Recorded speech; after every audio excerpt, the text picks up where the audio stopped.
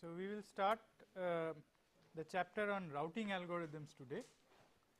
So, we have just gone up one layer, right. So, we were in the data link layer in the last class, where we were looking at the sliding window protocol, and now we look at the layer above that. And the problem that we have there is that you have a network in which nodes have certain addresses, and we want to route packets from one node to another, right.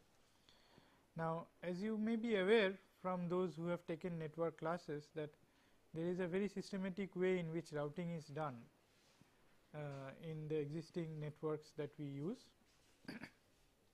There are certain algorithms that are used internally to compute the routing tables dynamically. Some of the routing decisions are statically assigned to the nodes, that is, they are at the time of booting it reads certain entries and they are inserted into the routing tables, and there are some entries which are determined dynamically. So, our interest in this course will be to figure out that how does the system dynamically compute its routing tables. How does it dynamically determine that in order to reach a particular destination D, where should the current node forward the packets to, right? Because as you know that the internet is a huge network, and if I just have the address of the destination, it is a non-trivial task to find out where, in which country, in which place that node exists, so that the packet can be forwarded there, right. So, in this chapter,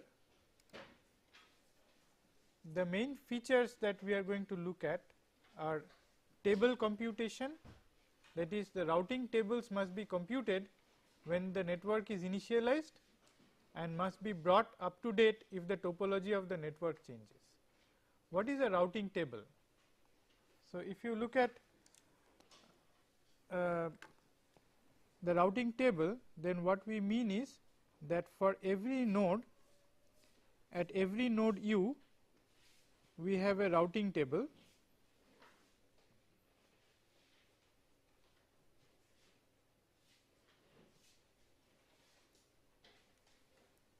where for every destination D, so I have destination and I have neighbor.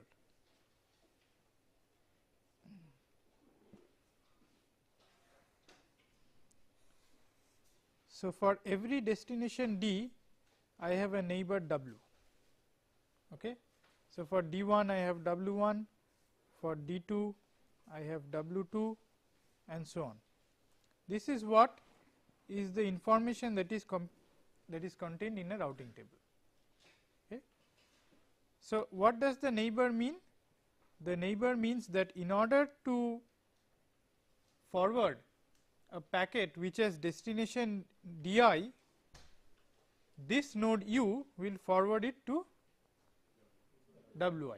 So, that means that this is the node u.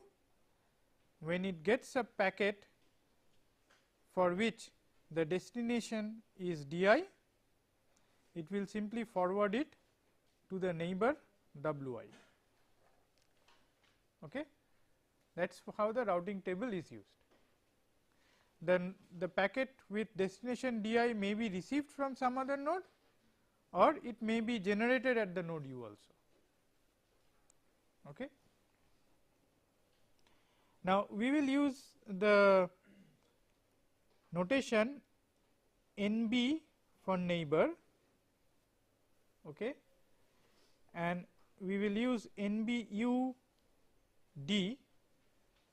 to indicate the neighbor to which you will forward a packet with destination D. So, this is some W. Okay. This is the notation that we are going to use in this lecture. Clear? Now, see this routing tables, there are two issues here. For every address in the internet, I cannot explicitly store the neighbor, right. So, these will be stored in some compact form. We will come to that compact form later. Initially, we will study the algorithms assuming that we have some destination, set of destinations, and for those destinations we have an explicit routing table like this. That is how we will start learning the algorithms behind routing tables. Then we will see how routing tables are maintained in a compact form and how routing is performed using compact routing tables, right. Now, remember, this routing that we are talking about is not just for packet routing on the network. This is a routing algorithm in general, which can even happen for routing traffic through telephone networks, routing traffic through any kind of network where we have certain congestion on links and we want to route the traffic through some other links and so on. Okay. So, this is not just for internet that we are talking about, this is a generic routing algorithm for routing information through networks. Okay. Then we have this about packet forwarding. When a packet is to be sent through the network, it must be forwarded using the routing tables. So, these are some of the performance issues that we need to consider for packet routing. The first is correctness. The algorithm must deliver every packet to its ultimate destination. Okay, so, that is correctness. Complexity. The algorithm for the computation of the tables must use as few messages, time and storage as possible. So, when we are talking about routing algorithms, we are not talking about how the packets are routed from one node to another. We are trying to find out how the routing tables are computed. That is the routing algorithm. Okay? And once the routing tables are there, the actual routing is very simple. It just looks up the routing table, sees what destination the packet must be forwarded to, and then chooses the appropriate neighbor and forwards it to it. So, that is how the actual routing takes place. The routing algorithms that we will study are actually how the routing tables themselves are computed. Okay. So, that those algorithms must use as few messages, time and storage as possible. Then we have the efficiency consideration. The algorithm must send packets through good paths. We will talk about what we mean by good paths. It can be shortest paths, it can be minimum congested paths and things like that. Then we will talk about robustness. In the case of a topological change, the algorithm updates the routing tables appropriately. Okay. So, we have to take care of the fact that nodes can come up, come down, links can fail and they can again come up, okay, new nodes can come up. So, under all of these, how does the algorithm adapt itself and recompute the routing tables? That is something that we need to see. Then fairness, the algorithm must provide service to every user in the same degree. So, it should not be the case that between some pair of nodes we are able to route packets regularly, whether some other paths are getting congested. So, it has to be a global solution. Okay. What do we mean by good paths? So, there can be several definitions of good paths. One common definition is minimum hop. The cost of a path is the number of hops. Okay. Then we can talk about shortest path. So, each channel has a non-negative cost and the path cost is the sum of the cost of the edges. Packets are routed along shortest paths. Okay. So, here unlike in the first case where the cost of every edge or every channel is unity, here they can have any real valued cost. Then we can route along minimum delay or congestion paths. The bandwidth of a path is the minimum among the bandwidths of the channels on the path. Right. So, if you have 5 different channels on the path from A to B, then the actual throughput from A to B is determined by the one which has the minimum bandwidth. Right. That is the effective bandwidth between A and B. We can take it because 5 channels, we can obviously if we are doing packet routing, then we can divide the, we can make it a sum of the. No, let me explain.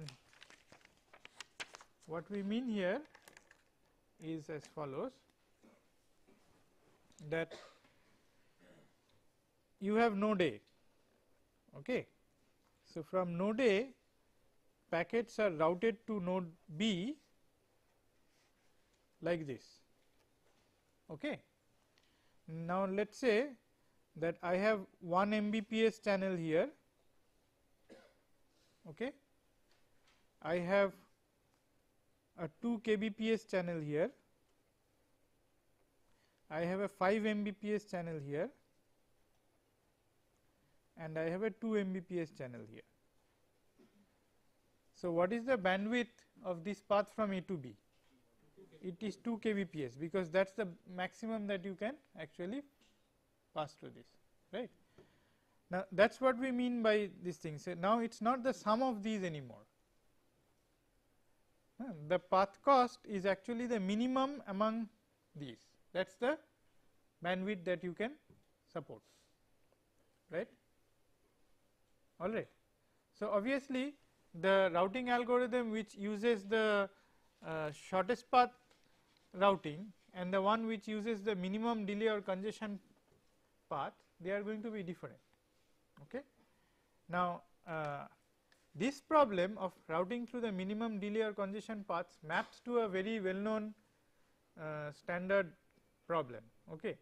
I will ask you to think about it, and in the maybe in the next class we will discuss that how you can find out the minimum delay congested or minimum congestion paths. Okay. Then look at the last one, the most robust path. Given the probability of packet drops in each channel, packets are to be routed along the most reliable paths.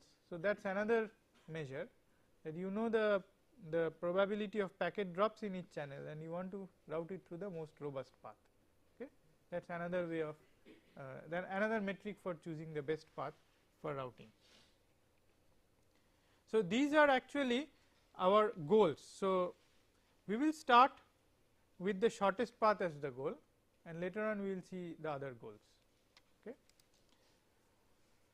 Now, in all of these algorithms, finally after the routing table is computed, this is what the actual routing is done, the destination based forwarding routing. So, a packet with destination D was received or generated at node U, then what does U do with it? It checks whether D, the destination, is equal to U. If it is equal to U, then deliver the packet locally, right, where? To the upper layers in the network stack. Okay. Otherwise, send the packet to table lookup UD. So, what is this? This is the neighbor of U for destination D. Okay, that is where the packet is sent, right. Now, what we want to do is to determine how to compute this table. So, the first algorithm that we are going to look at is we will try to find out the routing tables for shortest path routing. So, our goal will be that we want to route from every node U to every node V through the shortest path in the network. First thing is that we will quickly revisit the Floyd-Warshall algorithm. So, some of you must have studied the Floyd-Warshall algorithm in your algorithms course. So, we will, what does Floyd-Warshall's algorithm compute? It computes the shortest path between all pairs of nodes in the graph. Okay. So, we are given a graph which has some n vertices and we have weights on the edges, and after running Floyd-Warshall's algorithm we come up with all pairs shortest paths, right. Now, how does the algorithm work? In every iteration it picks up and it starts with a set. Okay. Initially the set is empty, then in the first iteration it puts one vertex into the set, the second iteration it puts another vertex into the set, right. This way it grows the set until the set becomes equal to the set of vertices. What is the property that that set satisfies?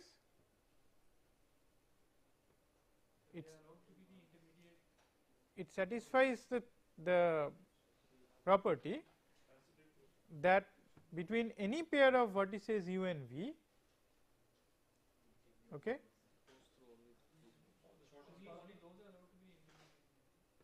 what The indexes would be in this set.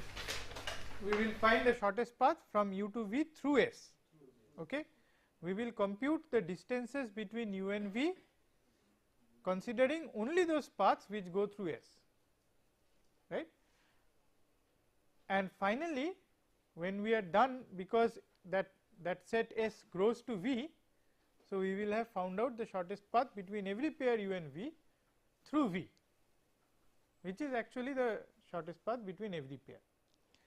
So, we will get into a little more details of this, but first let us look at the algorithm. So, we start with S equal to empty. Okay, S is the set of vertices which is initially empty. Then for all u v we do, this is the initialization part. If u equal to v, then du v is 0.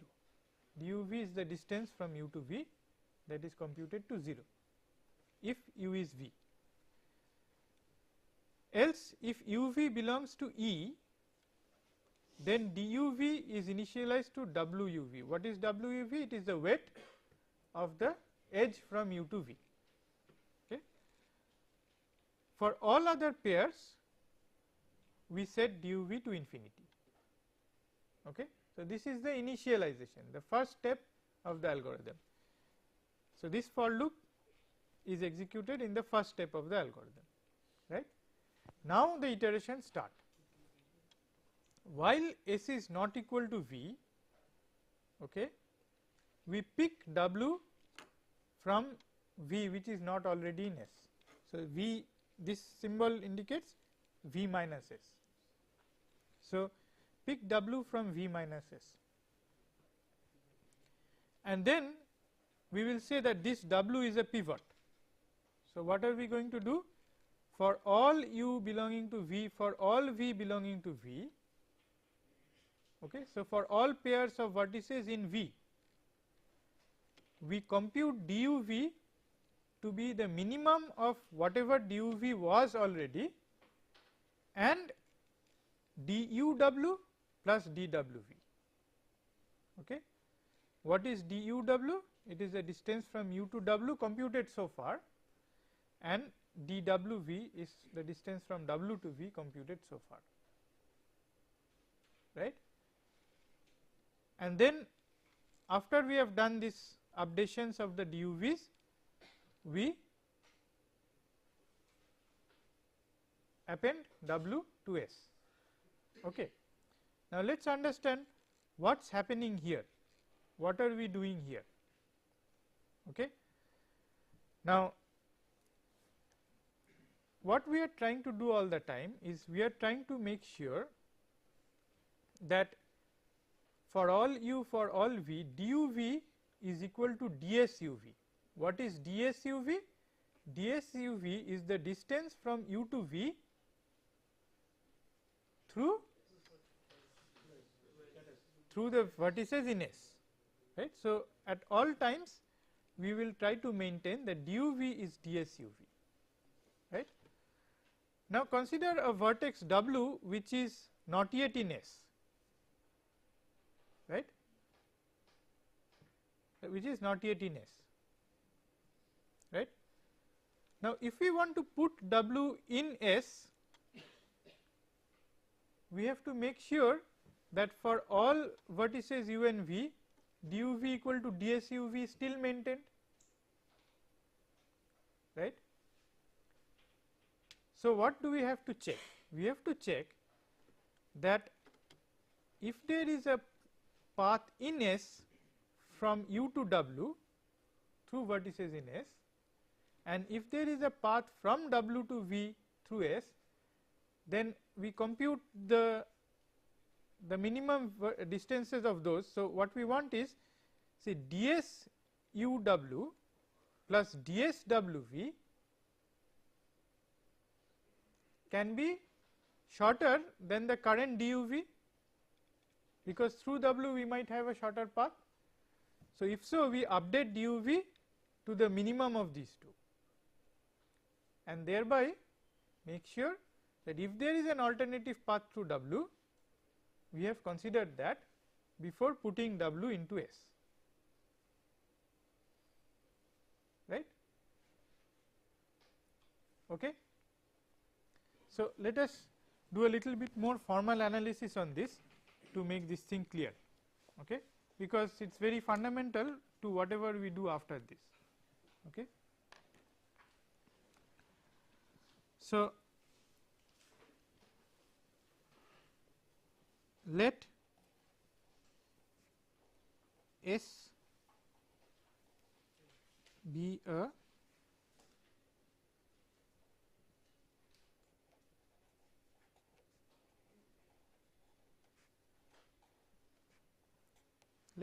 subset of V. Okay. A path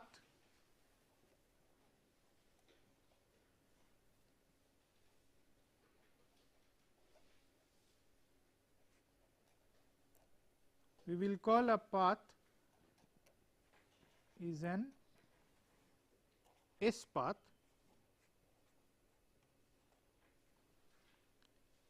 if for all I 0 less than I less than k, ui belongs to S, right. So, what is an S path? That for all I 0 less than I less than k, so all the intermediate vertices in the path must belong to S, right. We are not saying that u0 and uk cannot be in S, they can also be in S, but it is not mandatory, but all the intermediate vertices, okay, namely u1 through uk minus 1, they must belong to S, okay. Then we call this an S path, and the S distance,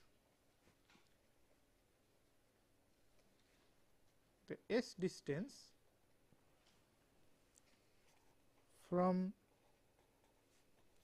U to V, which we will denote as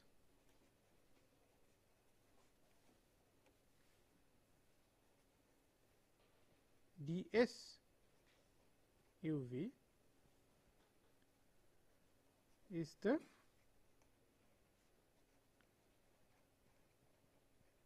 lowest weight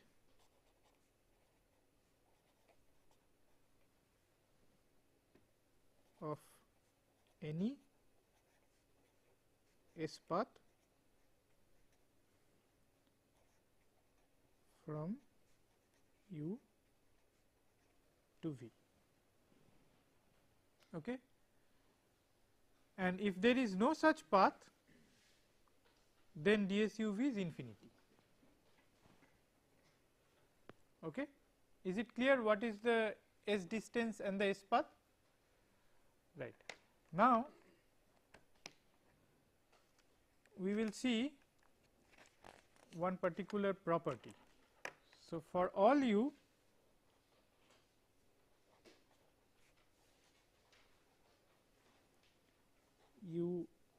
and S,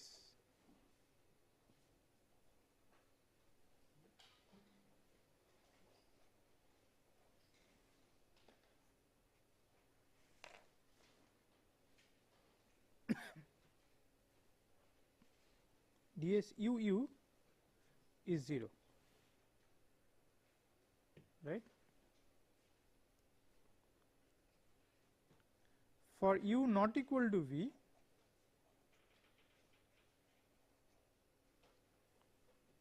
we have the following results.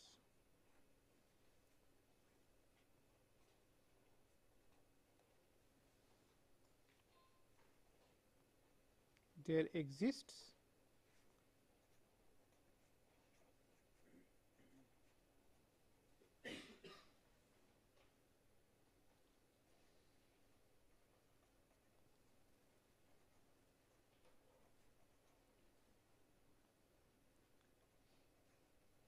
when there exists a phi path, that is S is phi from u to v if and only if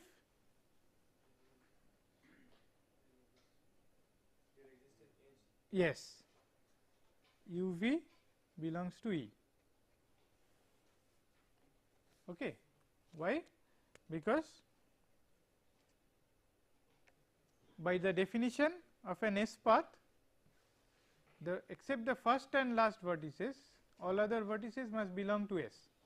So, if it is S is empty, then you can have an S path only if u v is there is an edge from u to v, right. Second result is if u v belongs to E, then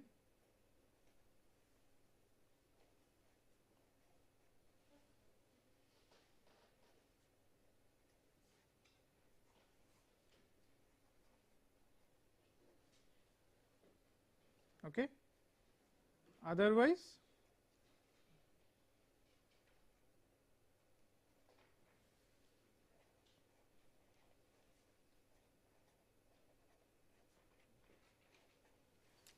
is infinity, right. Number 3 is, this is clear, right. Now, this is the important thing. If S dash is S union W, okay, then a simple S dash path from U to V is an S path from U to V or an S path from U to W concatenated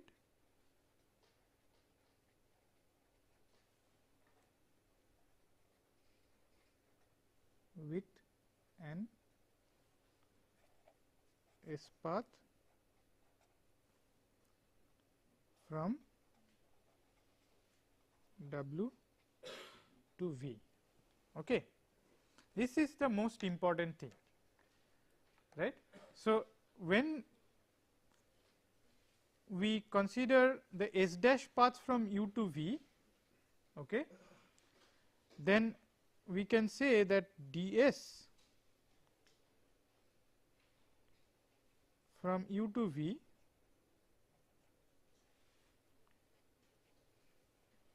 is what? It is the minimum among these two types.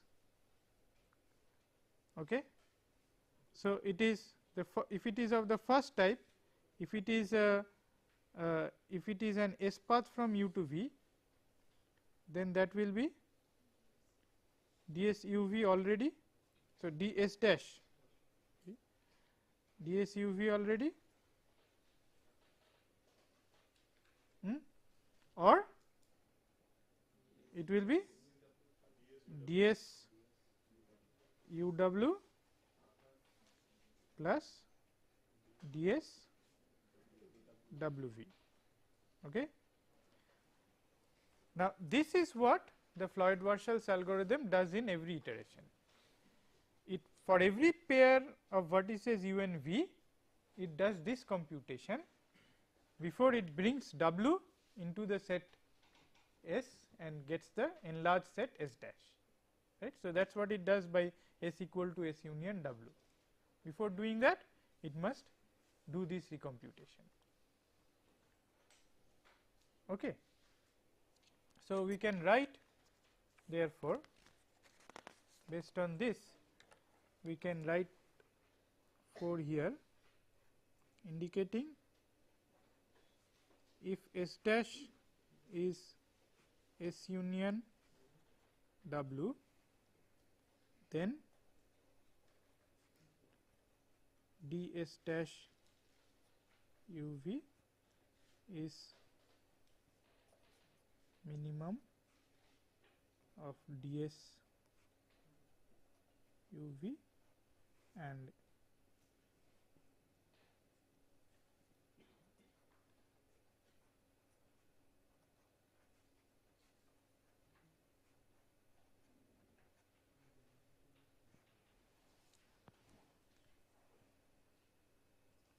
okay.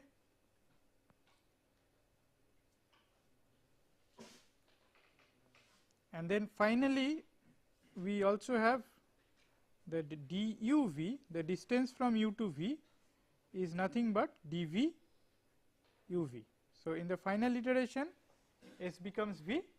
So dv uv, whatever we have computed correctly, is actually the distance between u and v, right. So now is it clear how this algorithm is working? Now let us try to see that how do we make a distributed version of this. Suppose we have a set of nodes. Now these nodes, they are all independent nodes, right. So they have to communicate between themselves so that these routing tables, shortest path routing tables, can be computed, right. Now what do we assume? If we had assumed that every node knows every other node and every node knows the distances between every other nodes, then one of them could have done the computation, all pairs shortest path locally, and informed everyone else, right. But that is not a practical thing. What happens in reality is that the node knows its neighbors, it can also know the other nodes in the network, but the actual edge weights is something which varies with time, depends on congestion, it depends on whether the link is up or down, okay. So therefore they have to communicate between themselves to make this available to everyone. So let us see how the distributed algorithm works. So this is a simple distributed extension of the Floyd-Warshall algorithm. So for this is the code for node u. SU is the set of nodes, du, so SU is the set by which, with which we are going to grow that set, the set S. Every node is going to have its version of SU, right. Du is the array of weights, okay, and NBU is the array of nodes, the neighbors of node u. Okay. So let us see how it starts. Initially node u assigns SU to 5, so it is like Floyd-Warshall, sets this to 5. Then this is the initialization part. Remember that in the initialization part we assign the distance from u to u to be 0 and u to v to be equal to wuv and so on. So for all v belonging to v, do if v is equal to u, then duv is equal to 0. So basically in the node u sets duu to be equal to 0, okay, and nbuv for u equal to v is undefined because there is no next node to be sent, right. So for all nbuu it is going to be undefined. Else if v belongs to neighbor u, if v is a neighbor of u, then we set duv equal to wuv, right, and nbuv to be equal to v because it is a immediate neighbor, right. Note that the immediate neighbor may not be the best node to send because the the weight on the channel, direct channel, might be more than the sum of the weights of two other channels through which I can route it, right. But to start with, this is what we assign. Okay. That depends on what metric is written. We are looking at shortest path metric here. So, shortest path does not mean that an adjacent node is the shortest distance to that node. So, suppose u and v are adjacent, then the shortest path from u to v may not be just the direct link from u to v. Is that clear? Yes. Because the direct node, the edge from u to v may have weight 10, and you can have uw equal to 2 and wv equal to 3. So, that sum is 5, right. So, but we start by doing this assignment, okay. It will get revised in due course of time. And for all the v's which are not neighbors, we start by assigning duv to be equal to infinity and nbuv to be equal to undefined, okay. So, this is how, this is the initialization part. Now, the actual Floyd-Warshall will start. So, while SU not equal to V, while the set has not grown to be equal to the size of V, we pick W from V minus SU, just like Floyd-Warshall. We pick a W, except that all nodes must pick the same W. Now, this is the code for node U, okay. This is the code for node U. Remember that every node in the network will have to execute this algorithm, so that they compute the correct routing tables. So, node U1, U2, U3, U4, U5, they must all select the same W here, okay. And if U equal to W, which means that if U is the node which has been selected in this round, then U will broadcast its table, its routing table. What is the routing table? DW, okay. Otherwise, it will receive the routing table from W. So, whenever the node W is selected, the node W is going to broadcast its table, and all the other nodes are going to receive that table, right.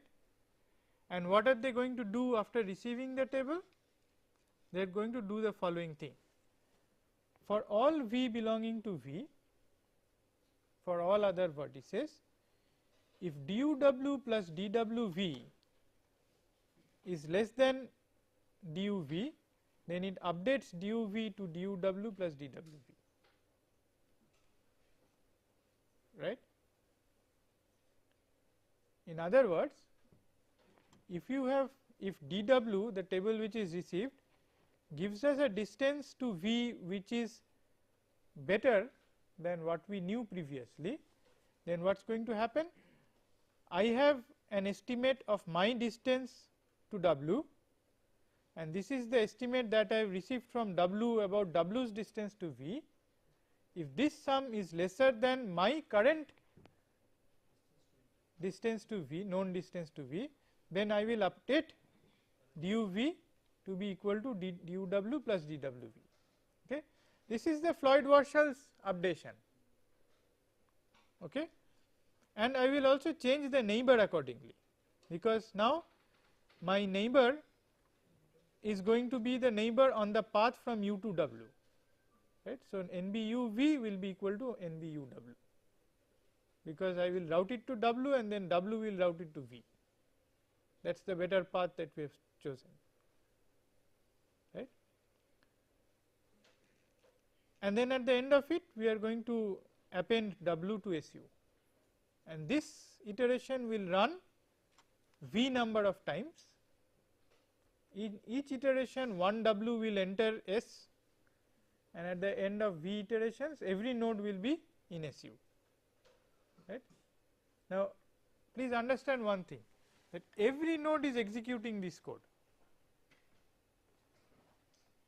right, but they are synchronizing at which point? in every iteration they are synchronizing to determine who is going to broadcast the table and everyone else is going to receive it, right. So, if you have n vertices, they have decided on a order that first 1 will send, then 2 will send, then 3 will send, up to n will send. Okay. In every iteration, the first iteration 1 sends its tables to everyone, in the second iteration 2 sends its table to everyone. Okay.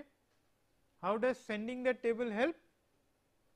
That when the table is sent, then everyone else uses Floyd-Warshall's updation to update their distances through that node, right, and in every iteration that set SU grows, right. So, it is the same Floyd-Warshall's algorithm which is being executed at each node is executing Floyd-Warshall's algorithm, except that since it does not know the everyone else's distances. So, in every iteration we are getting the distances from one node, okay, and we are growing that set SU to V. Is it clear? Yes. I mean the node which is sending all this data DW. Yes. So that node will not do the this last. No, that node will not do all this. That node need not do all this. No, because that node does not get any new information. The node W which is picked in a particular iteration, it does not have to do any updation in that iteration because it is not getting any new information. How is the order of the W being decided? Yeah, that is an interesting question. So, we assume here that that is pre-decided, that we are working in a network where the number of nodes are known, the nodes have identifiers which are also known to everyone, and it is done in some order, pre-decided order among those, right. But that actually is one of the major problems in this extension. Why? Because we have to synchronize in every iteration and we have to have a pre-decided order in which the nodes will broadcast. The other problem is the broadcasting. You just do not locally transmit information, you have to transfer that table DW to every node in the network, right. So, these are the two major issues with this particular algorithm, which we will try to do away in the next versions of the algorithm. We will see other algorithms which get around this problem, but still compute the shortest path routing tables. Okay. Now, is there any question on this particular algorithm or the distributed extension of the algorithm? Is it clear how Floyd-Warshall's algorithm is being executed in a distributed way? Okay. How do we show actually synchronization, the timing? If one node going faster or the. No, we assume that they are all synchronized.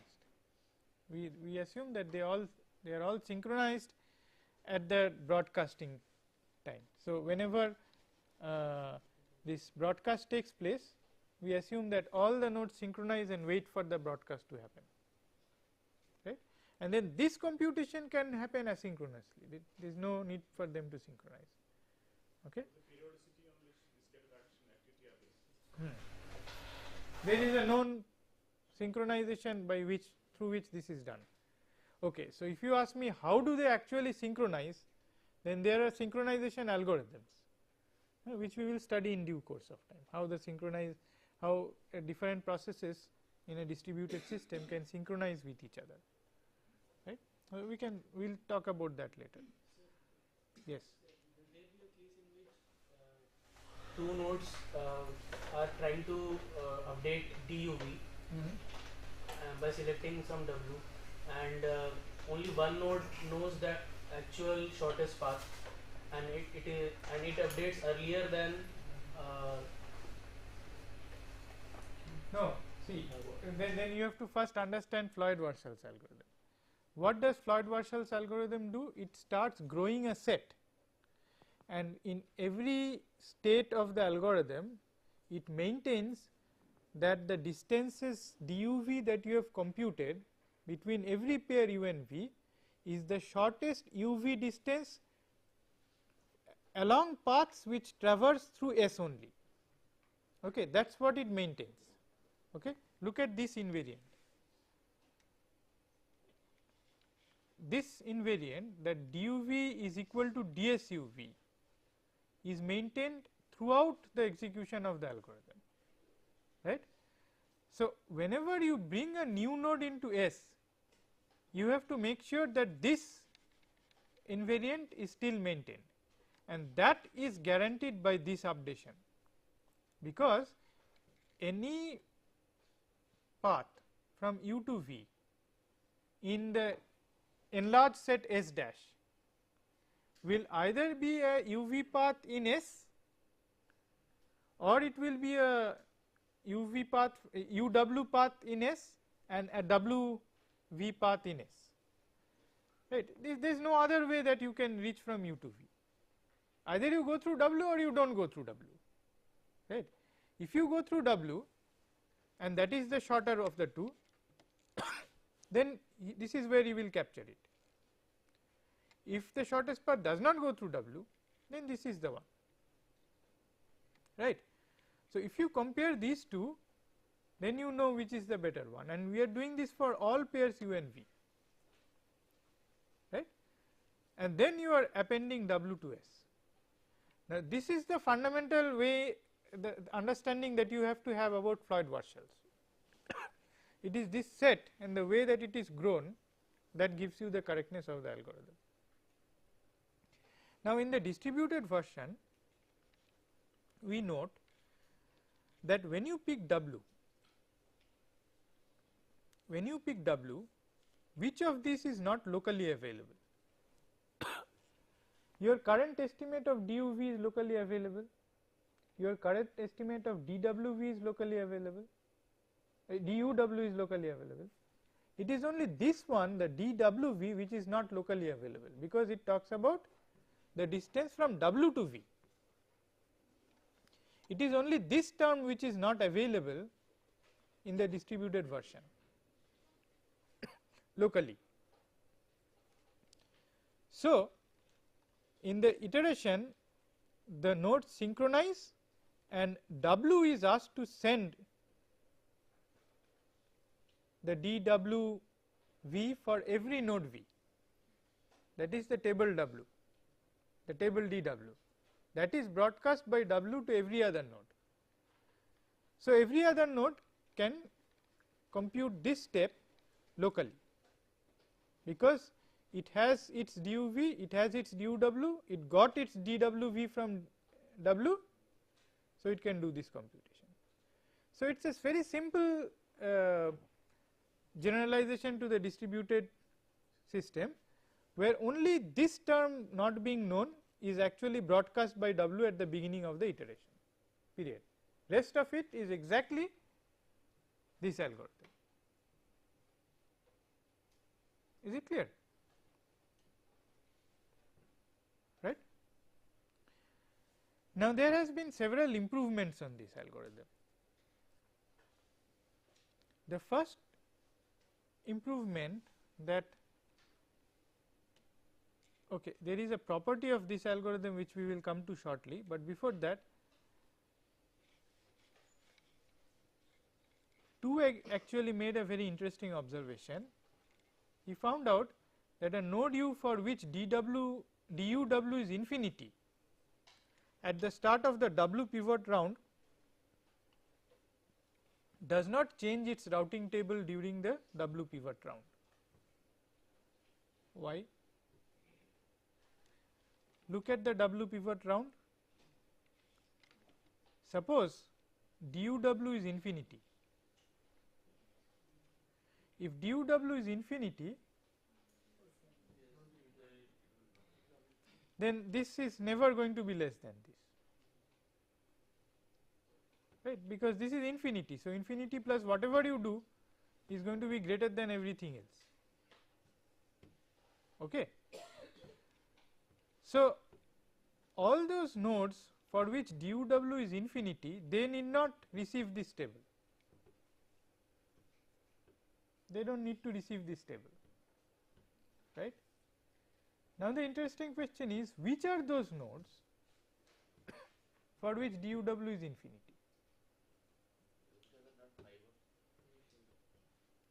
So, what we can do is, we can see that if W is the sink and if we can grow a tree with W as the sink with only those nodes for which DUW is not infinity, then W can broadcast the tables only along that tree, right. Question is, where do we get that tree from? Okay. That is the question that we will address in the next class, that actually this simple distributed algorithm, it actually creates these shortest path trees with sinks at every node, right. Remember, what does Dijkstra's shortest path algorithm do? For a single source, it finds out a shortest path tree.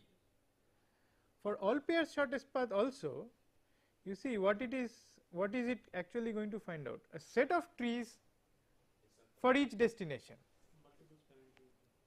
right. So, we will see how that tree evolves in Floyd-Warshall's algorithm, and then 2x improvement actually makes use of that and only transmits the routing tables along the tree rooted at W, right. Thereby, it reduces the number of nodes to which the table has to be broadcast, which reduces the complexity of broadcasting, but overall complexity of the algorithm does not change by any order of magnitude, right. And then we will see some other algorithms where the synchronization itself is not needed, that is synchronizing and broadcasting by one node W, that will not be needed anymore. So, we will do this in the next class.